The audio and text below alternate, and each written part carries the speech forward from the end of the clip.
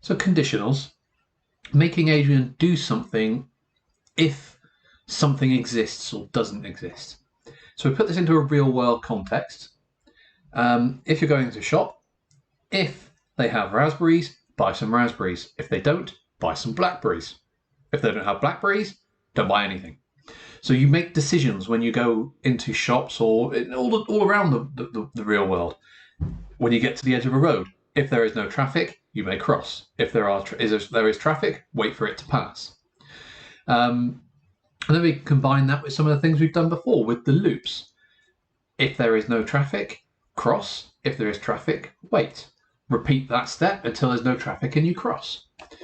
Now what we've got here on the screen is a simple grid that you could draw. If I gave you a ruler and a thin black pen and a thick black pen, you could draw this.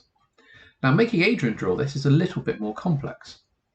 There are many different ways we can program this. I'm not going to show you the code for this because this is going to be part of a high-level challenge later on. But as we can see, Adrian moves down the screen and then across the screen.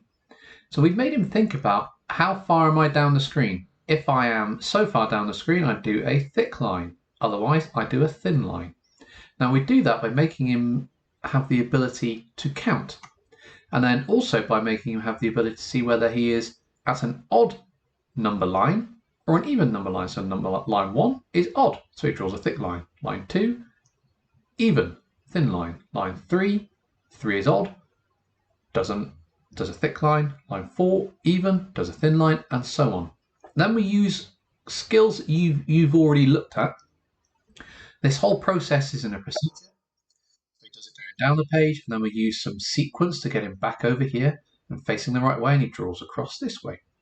Now, this is not where we want everybody to get to, but it's just showing you an example of what we can do with conditionals. So now we're going to look at how we can actually make Adrian count.